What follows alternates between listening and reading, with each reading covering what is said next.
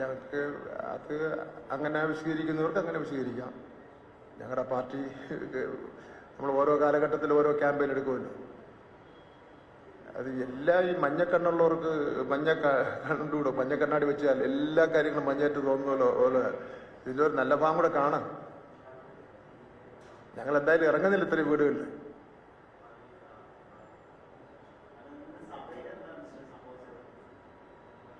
സഭയില് ഇന്ന് സഭയിൽ സംഭവിച്ചത് ഇത് ക്വസ്റ്റൻ അവർ ഇല്ലായിരുന്നു. അടിയന്തര പ്രമേയം പ്രതിപക്ഷം കൊടുത്തില്ല. സാധാരണഗതിയിൽ ഏത് വിഷയത്തിനും അടിയന്തര പ്രമേയം അനുവദിക്കുന്ന സമീപനമാണ് സ്പീക്കർ എടുക്കാറുള്ളത്. ശബരിമല സ്വർണ്ണ പാളി കേസുമായി ബന്ധപ്പെട്ട് ഉള്ള പ്ലക്കാർഡ് പിടിച്ചുകൊണ്ട് സ്പീക്കറുടെ മുഖം മറച്ച് സമരം നടക്കുകയാണ് ചെയ്തത്. അപ്പോ പ്രതിപക്ഷം സ്വർണം കെട്ടത് ആരപ്പ, അത് സഖാക്കളാണപ്പ എന്ന് പറഞ്ഞ് മുദ്രാവാക്യം വിളിച്ച്, ഇപ്പുറത്ത് ഭരണപക്ഷത്തുനിന്ന് സ്വർണം കെട്ടത് ആരപ്പ, അത് സോണിയാഗാന്ധി ആണപ്പ അത് പറഞ്ഞ് ഇപ്പുറത്ത് മുദ്രാവാക്യം വിളിച്ചു. അങ്ങനെ ഒരു മുദ്രാവാക്യം വിളിയുടെ ഒരു സഭയായിരുന്നു. അപ്പം അതിനിടയിൽ എൻ്റെ സബ്മിഷനൊക്കെ മുങ്ങിപ്പോയി. പിന്നെ ഞാൻ കുറച്ച് 2-3 മുദ്രാവാക്യം മൈക്കിൽ കൂടെ വിളിച്ചു കൊടുത്തു. ഇതാണ് ഉണ്ടായത് സഭയിൽ. അത് യഥാർത്ഥത്തിൽ സോണിയാഗാന്ധിയെ അറസ്റ്റ് ചെയ്യാൻ വയ്യാത്തെന്താ?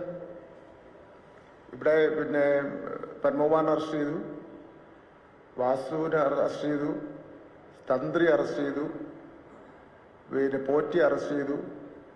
ഇത്രയും പേര് അറസ്റ്റ് ചെയ്ത സ്ഥിതിക്ക് 2 പ്രാവശ്യം ഹൈ സെക്യൂരിറ്റിയുള്ള UPA ചെയർപേഴ്സൺ ആയിരുന്ന സോണിയാഗാന്ധിയുടെ വീട്ടിൽ 2 പ്രാവശ്യം ഏലസ് കെട്ടുന്നതിന് വേണ്ടി പോയപ്പോൾ അവരെ അറസ്റ്റ് ചെയ്ത് ചോദ്യം ചെയ്താലല്ലോ എന്തിനു വേണ്ടി അവിടെ വന്നു, ഏലസ് എവിടെ നിന്ന് വന്നു, എന്തൊരു ഏലസ് ആയിരുന്നു, എത്ര പവൻ ഉണ്ടായിരുന്നു എന്നെല്ലാം കിട്ടുള്ളൂ.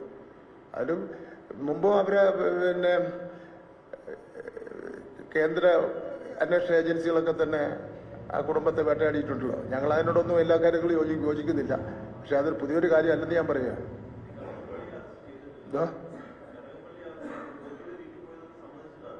അല്ല, അറസ്റ്റ് ചെയ്യണോ തീരുമാനിക്കേണ്ടത് നമ്മളല്ലല്ലോ, അവർക്ക് ആവശ്യപ്പെടാനേ പറ്റുള്ളൂ.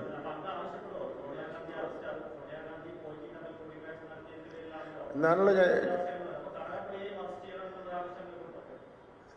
കടകംപള്ളിയുടെ അറസ്റ്റിനെ സംബന്ധിച്ചിടത്തോളം ഇത്രയും തെളിവ് വന്നില്ലല്ലോ.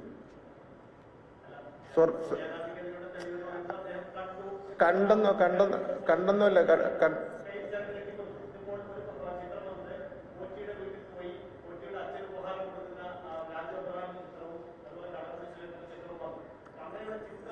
ഇതിൽ ഏറ്റവും ഗൗരവമുള്ള ചിത്രം ഏതാണ്? സ്വർണം 2 പ്രാവശ്യം കിട്ടുന്നതിൽ ഏറ്റവും കൂടുതൽ അറസ്റ്റ് ചെയ്ത് പിന്നെ ഗൗരവമുള്ള വിഷയം.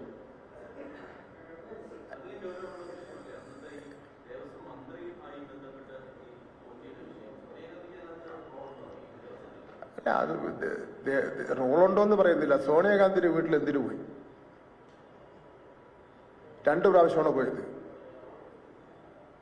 അതും പിന്നെ MP-മാരും കോൺഗ്രസിന്റെ MP-മാരും ദേവസ്വത്തിന്റെ അന്നുണ്ടായിരുന്ന ഭാരവാഹികളും കൂട്ടിക്കൊണ്ടാണ് പോയത്. 1 പ്രാവശ്യം മനസ്സിലാക്കാം, 2 പ്രാവശ്യം എന്തിനു പോയി? അത് ആൾക്കാർക്ക് അറിയാണ്ട താല്പര്യമുണ്ട്.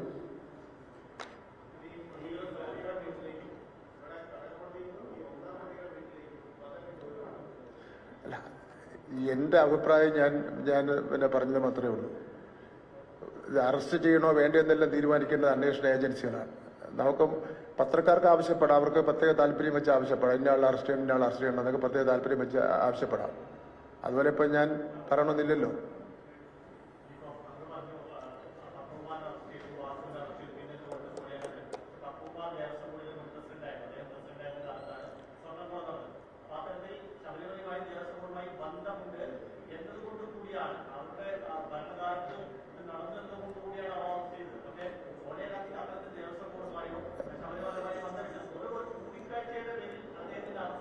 അല്ല, അവരോട് വിവരങ്ങൾ ആരായുന്നതിന് വിവരങ്ങൾ ആരായല്ലോ, അവരുടെ ചോദ്യം ചെയ്യാം, അറസ്റ്റ് ചെയ്യാം. അതിലൊന്നും ആരെയും അറസ്റ്റ് ചെയ്യാൻ പാടില്ലെന്ന് ഇല്ലല്ലോ. നിങ്ങളുടെ അഭിപ്രായം നിങ്ങൾ പറഞ്ഞു, എൻ്റെ അഭിപ്രായം ഞാനും പറഞ്ഞു.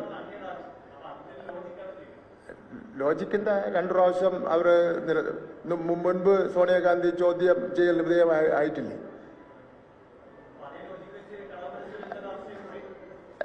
അത് പിന്നെ തീരുമാനിക്കേണ്ടത് അന്വേഷണ ഏജൻസിയാണ്.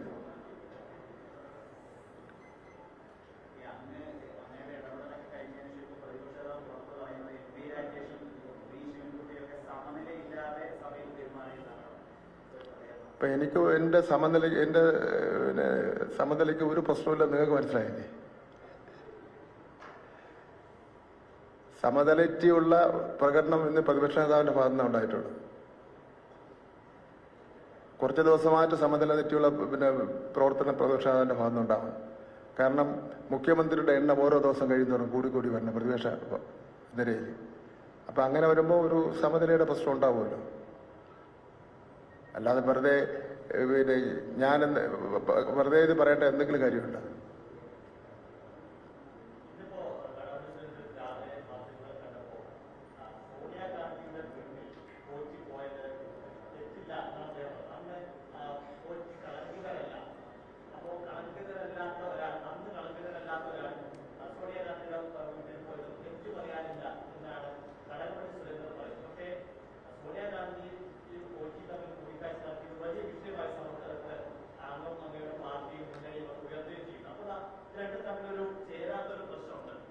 ഒരു ചേരാത്ത പ്രശ്നം എനിക്ക് തോന്നുന്നില്ല.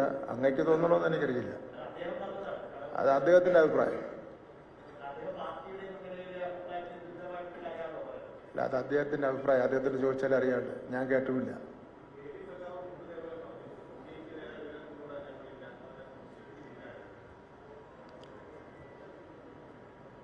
ഒരു ചോദ്യം ചെയ്യല് കുഴപ്പമൊന്നുമില്ലല്ലോ, നടക്കട്ടെ.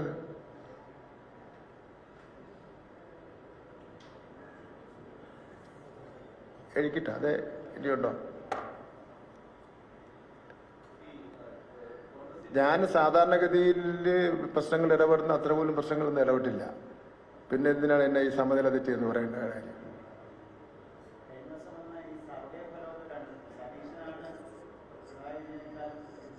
കാശുള്ളവന് ഇതിനപ്പുറത്തെ പിന്തുണ കിട്ടും.